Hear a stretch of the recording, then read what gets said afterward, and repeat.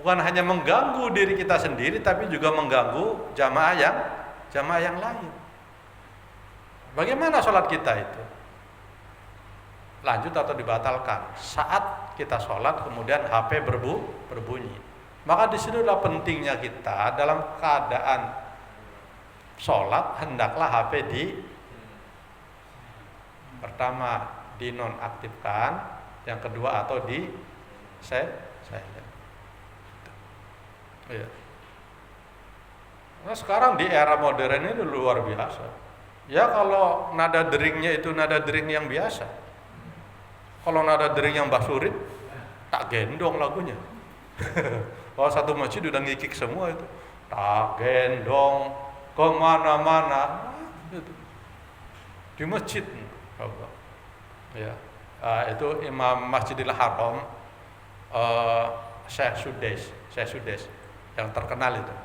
Dia hafidul Quran, itu hafal Quran orang itu. Asal mulanya hafal Quran itu udah pernah dengar belum cerita Syekh Sudes itu? Asbabul wurudnya, bisa alim begitu. Jadi ceritanya begini, saya cerita Syekh Sudes dulu. Bisanya alim begitu. Ya ketika masih anak-anak, ya namanya anak-anak ya, terlebih anak laki-laki. Ya umumnya anak-anak kan ada nakalnya Pak ya. Iya, ada nakalnya lah gitu. Ya, nggak ada anak laki-laki nggak nakal itu. Kalau nggak nakal kayaknya bukan anak laki-laki itu. Tapi nakal yang wajar lah itu. Nakal di sini bukan kenakalan berbuat sesuatu yang haram ya. Nakal yang biasa, nakalan anak-anak gitu. Nakal. Kemudian oleh ibunya itu dimarahin oleh ibunya itu. Marahnya ibu ini bilang begini Pak. Marahnya ibu. Nah ini saya kasih tahu ilmu marah. Ilmu marah yang membawa berkah. Jangan marah tapi membawa musibah, jangan. Ya, itu namanya marahnya nggak pakai ilmu. Ya, ada Pak ilmu marah tapi membawa berkah. Ya ini contohnya nih, Syekh Sudes nih. Ibunya marah, ngomelin anaknya sampai kalimatnya itu kalimat ngusir. Ukhruj ya Sudes, keluar kau dari rumah ini. Jangan kembali masuk ke dalam rumah ini sebelum kamu hafal 30 juz. Begitu. Akhirnya Sudes tuh keluar rumah. Kalau bahasa kitanya minggat lah, minggatnya keluar. Minggatnya itu dia nyariin, dan dia ingat kata-kata ibunya di puncak kemarahan itu. Jangan masuk ke rumah ini sebelum hafal 30 juz. Wah kalau anak bapak digituin, seumur hidup nggak balik lagi itu mah. Nggak ada keinginan untuk ngapalin. Cuman dasarnya anak ini anak benar, anak soleh, yang kelak akan jadi ulama. Ngaji Pak, cari guru ngaji dia.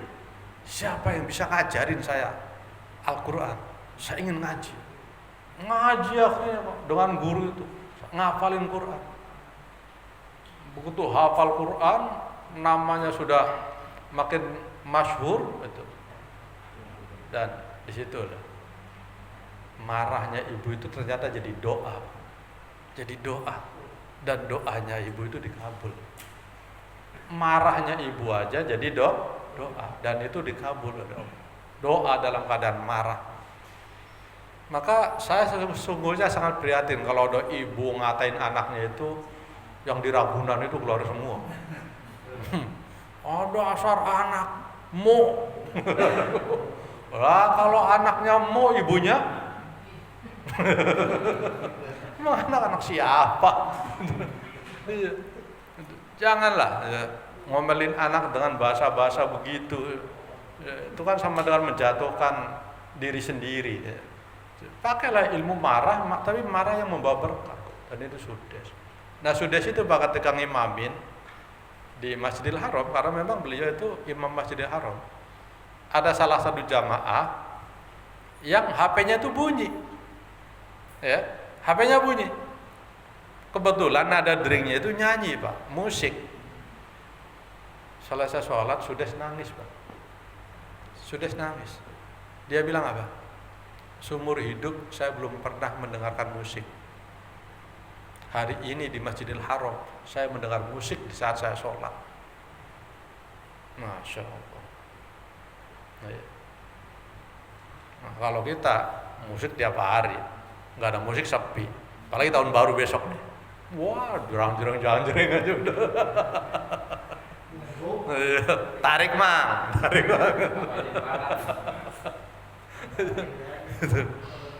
Sudah sekali mendengarkan musik nangis Pak, nangis.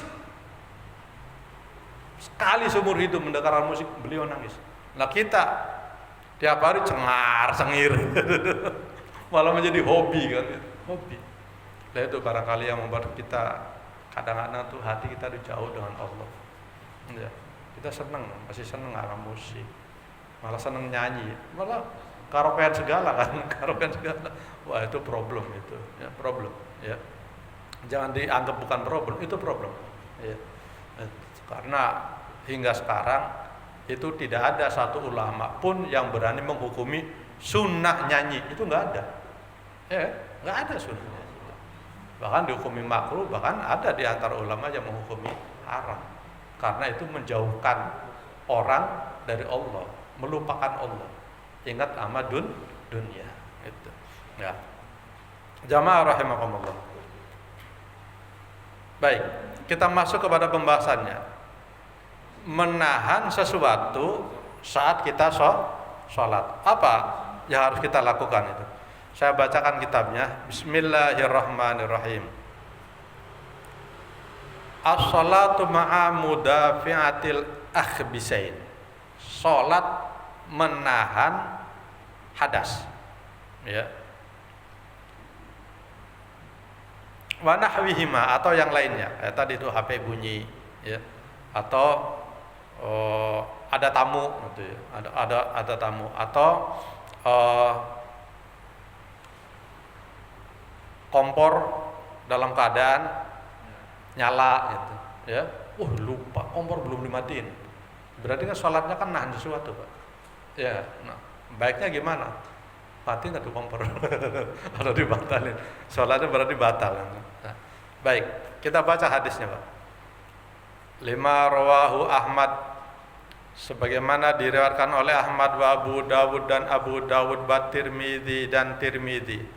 Tirmidzi itu irobnya irob azam, bukan Tirmidzi itu bukan bahasa Arab Pak, bahasa azam. Ya, kalau bahasa azam begitu, itu bisa dibaca Tirmidzi, bisa dibaca Tarmidzi, bisa dibaca Turmudi, gitu cara irobnya. Ya, jadi Bapak jangan kaget kalau ada seorang ustadz yang baca rawahu Tirmidzi. Kadang dengar lagi ada ustaz lain rawahu Turmudi, rawahu Tarmidzi. Bapak bingung, Ustaz, yang benar mana sih? Tirmidzi, Tarmidzi apa Turmudi? Nah, Bapak yang udah pernah ngaji begini, semuanya benar. Ya, yang enggak benar yang enggak ngaji. Bingung dia. Ya, sama dengan Indonesia. Indonesia itu bahasa Ajam. Ya. Min aina anta? Kamu dari mana? Ana min Indonesia. Bahasa Arabnya kan begitu. Boleh Indonesia, Andonesia, Undonesia. Boleh. Itu. Ya. Seperti itu. Al-Jawi, orang Jawa. Al-Jawa, Al-Jawi sama. Itu. Ya. Seperti itu. Diwaratkan oleh Tirmidzi wa hasanahu, dan hadis ini termasuk hadis hasan, ngan Sauban, dari Sauban, annan Nabi sallallahu alaihi wasallam qala salasun la tahillu li ahadin ayah alahunna. Ada 3 hal yang enggak boleh dilakukan oleh seseorang. Ya. Kalau 3 hal ini pernah dilakukan oleh seseorang, kalian harus punya sikap tersendiri. Ya. Apa 3 hal yang enggak boleh dilakukan oleh seseorang ini? Yang pertama, la ya umma rajulun qaman fayakhussu nafsahu bid-du'a idunahum, yaitu seorang imam yang menjadi imam dalam kaum atau imam bagi jamaahnya, dia mengkhususkan pribadinya dalam berdoa. Contohnya gimana? Contohnya misalnya doa kunut. Ya. Doa kunut kalau dia jadi imam itu mestinya gimana? Allahumma dina apa dini? Dina apa dini? Seneng sama dina apa dini nih? Cakapan mana dina sama dini?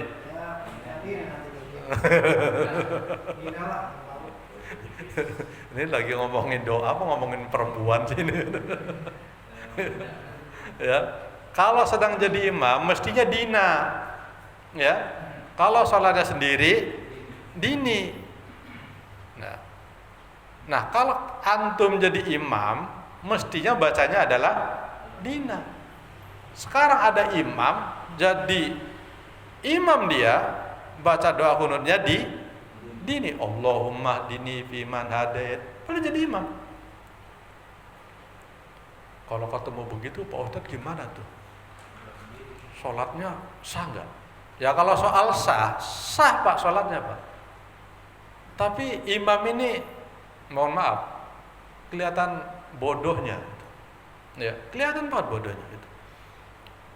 Karena gini, secara nahwu mutakalim itu ada dua Pak. Ada mutakalim wahdah, ada mutakalim ma'al ghair. Ini ilmu nahwu. Mutakalim itu orang yang berbicara atau orang yang berkata. Pertama mutakalim wahdah, mutakalim berbicara untuk diri sendiri atau berdoa untuk diri sendiri. Nah, berdoa untuk diri sendiri itu biasanya identik dengan ya mutakalim, yaitu dini tadi tuh. Allahumma dini fiman hadait. Seperti juga baca doa Rabbik firli wali walidayya warham huma kama robbaya ni sogi ro. Itu doa untuk diri sendiri. Nah, ada mutakalim namanya ma'al ghair. Dia ngomong tapi bukan untuk pribadinya, karena sekaligus juga membawa orang lain. Nah, itu namanya mutakalim ma'al ghair. Nah, mutakalim ma'al ghair itu identik dengan domirnya na atau nahnu. Maka cara membacanya adalah Allahumma di na fiman hadait wa afi na. Termasuk Rabbik firli, Rabbik fir lana wali walidai na, itu kama robaya na sogi ro, itu ya, itu namanya mutakalim ma'al ghair gitu. Nah, lalu sikap antum nih sebagai jamaah, kalau kayak macamnya Pak Mustafa kan nggak jadi imam di sini kan, yang potensi jadi imam kan Pak Rofik, ya nggak? Pak Firman atau Pak Nana lah gitu. Kebetulan imamnya Pak Nana, makmumnya Pak Mustafa. Gitu. Pak Nana kalau imamin pakai kunut nggak dia?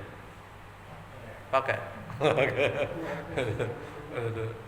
Kunut itu menjadi politik identitas. Kalau kunut itu seolah-olah orang NU, kalau nggak kunut seolah-olah orang Muhammadiyah. Cara berpikirnya jangan begitulah gitu. Udah sejak kapan NU bisa menciptakan kunut itu? Sejak kapan Muhammadiyah bisa menolak kunut itu? Pakai ilmunya ulama. Ulama bagaimana ilmunya ulama itu? Yang kunut itu Imam Syafi'i itu Pak. Ya. Nah, yang nggak kunut itu Imam Hanafi, Imam Malik, termasuk Imam Hambali. Ya, jadi 3 ulama nih yang nggak kunut. Yang kunut hanya 1. Kalau kuikon kalah itu Imam Syafi'i. Ya kan? Kalah Imam Syafi'i itu. Ya. Iya. Nah, sekarang seolah-olah kalau kunut itu Muhammadiyah. Kalau kunut itu seolah-olah NU. Sejak kapan Imam Syafi'i jadi NU itu? Iya kan? Sejak kapan Imam Syafi'i jadi orang NU? Emang duluan mana Imam Syafi'i sama NU? Ya? Nah, itu. Berarti yang nggak kunut Muhammadiyah. Sejak kapan Imam Hanafi, Imam Malik itu jadi orang Muhammadiyah? Emang tuaan mana Imam Hanafi dengan Muhammadiyah itu? Ya. Ya. Itu ilmunya para ulama. Ya. Nah, sikap kita kalau ketemu imam yang Allahumma dini itu fa in fa'ala faqad khanahu. Kalau dia melakukan itu jangan diikuti. Jangan diaminin, Pak. Ya, diam aja. Allahumma dini fiman hadat, Bapak diam aja. Serah lu dah. Doa buat sendiri aja. Iya. Ya, termasuk diantaranya doa di dalam ba'da sholat misalnya. Ba'da sholat imamnya ya pakai domir mutakalim itu. Rabbik firli wali walidayya. Bapak nggak usah ngaminin, ya. Ya mestinya kan Allahumma fir lana wali waliday, nah dan seterusnya. Baru amin. Ya. Amin kan nih? Amin. Jangan takut bilang amin. Ya. Oh, ya. Orang dari dulu udah ada amin ya. Iya. Iya. Gitu. Saat baca doa ya jawabannya amin. Masa diganti qabul? Allahumma dini fiman hadayat qabul. Takut dia bilang amin.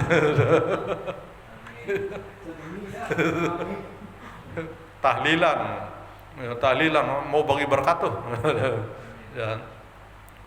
Allahumma ighfir lahum warhamhum wa'afihim wa'fu anhum qabul. Enggak mau dia bilang amin. Ya.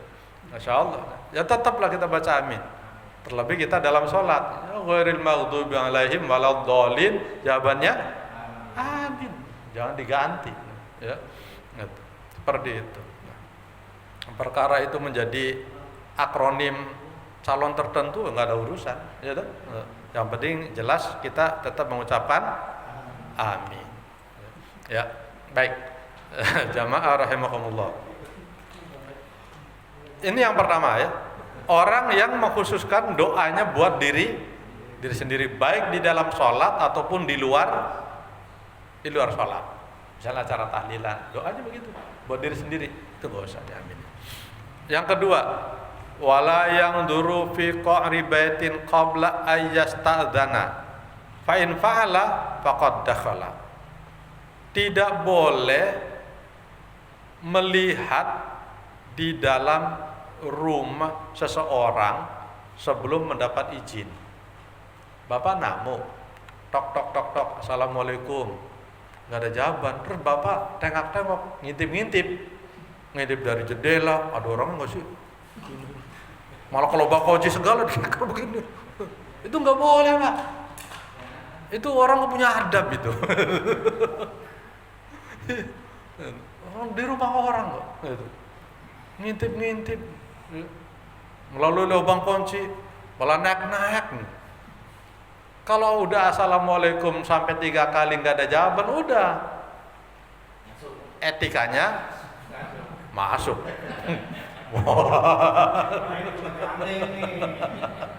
Rumah siapa yang ente masukin?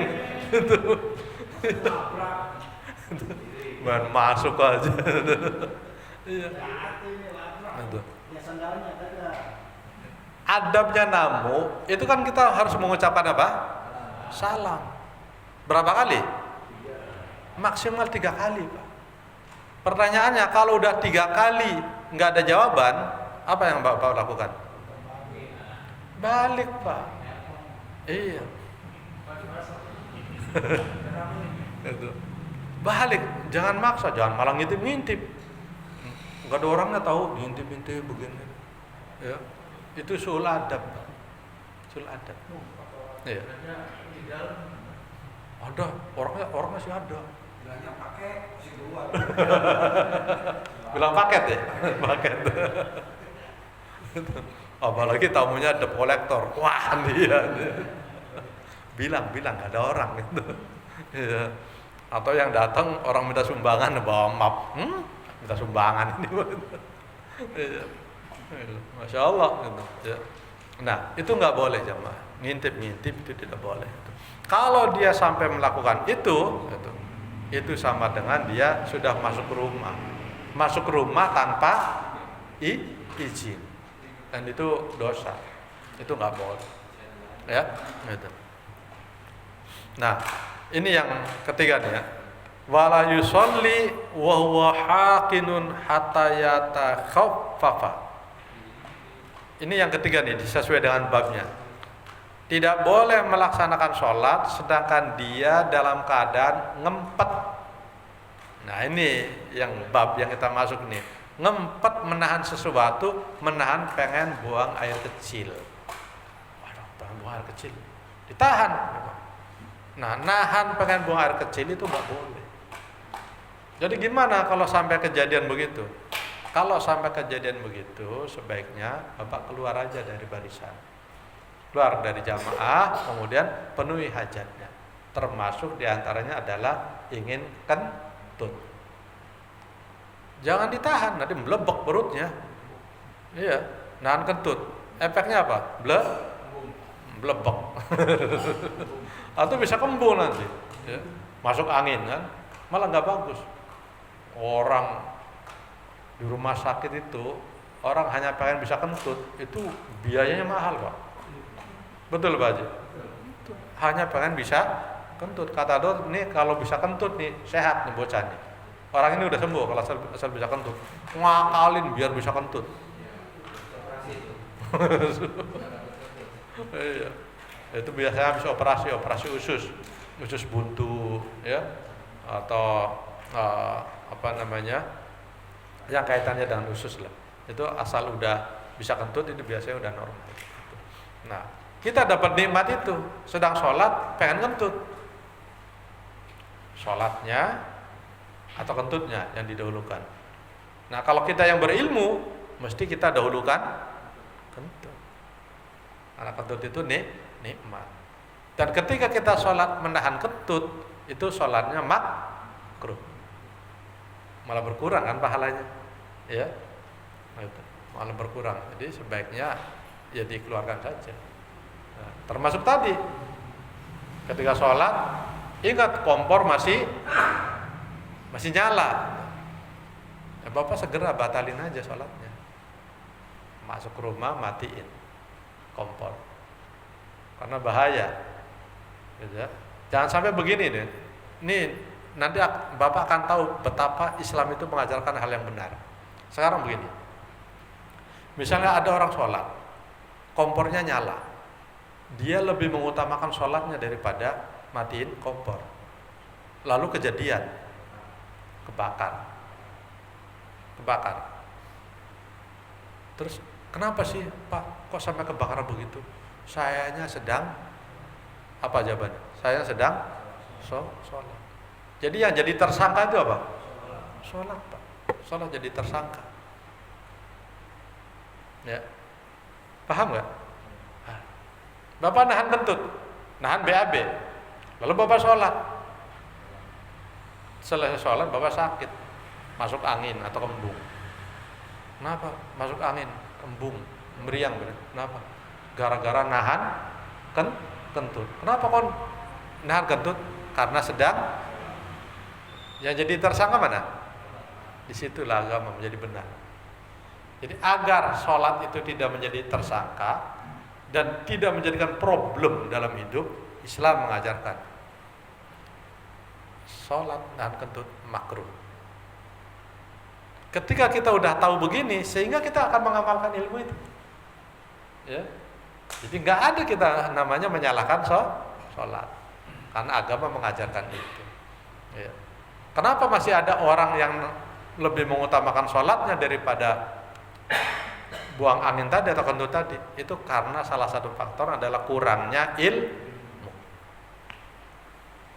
Paham ya Pak? Ya. Kalau orang yang ilmunya udah banyak, udah dalam, santai aja. Pengen kentut ya kentut. Ya, pengen buang air, pengen buang air. Gitu. Ingat kompor belum dimatiin, ya matiin. Lagi sholat, HP bunyi, ya diangkat. Iya kan? Diangkat. Gitu. Karena akan mengganggu diri sendiri dan juga mengganggu orang lain. Pasti kan karena faktornya lupa tidak dimatikan HP-nya. Itu ilmu. Nah yang begini semua harus diilmoni lah istilahnya. Kalau nggak diilmoni, amalan kita itu menjadi berantakan. Maka saya sering menyampaikan wa kullu man bi ghairi ilmin ya'malu a'maluhu mardudatun la tuqbalu. Setiap orang yang beramal tanpa didasari ilmu, maka amalnya itu akan menjadi sia-sia. Ya.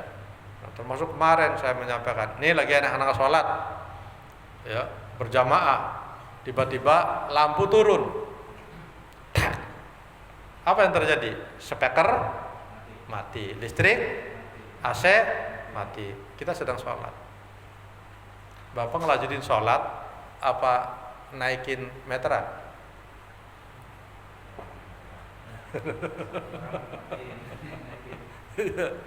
Harus ada satu orang yang mengambil inisiatif itu, naikin meteran, jangan ngelanjutin sholat semua. Ya, karena betapapun kita sholat dalam keadaan mati lampu itu pasti nggak nyaman. Imamnya kagak kedengeran, terus gelap, gerah lagi, jamaah banyak. Coba kalau semua orang berpikirnya itu ngelanjutin sholat menjadi nggak kondusif. Ya, tapi kalau ada satu orang saja yang menyalakan atau naikin meteran itu, satu orang itu Pak bisa menyelamatkan seluruh jamaah yang ada di dalam masjid. Jamaah menjadi nyaman kembali. Alhamdulillah nyala lagi. Itu semua harus diilmoni. Kalau tidak diilmoni, seolah-olah sholat itu menjadi hal yang paling utama. Ngapain nyalain lampu, biarin aja lagi sholat ini. Seperti itu. Ya. Jamaah rahimakumullah. Ini kajian kita tentang menahan sesuatu saat kita sedang sholat itu dihukumi makruh. Sebelum saya akhiri, barangkali ada di antara jamaah yang hendak bertanya, falyatafadhal maskur. Monggo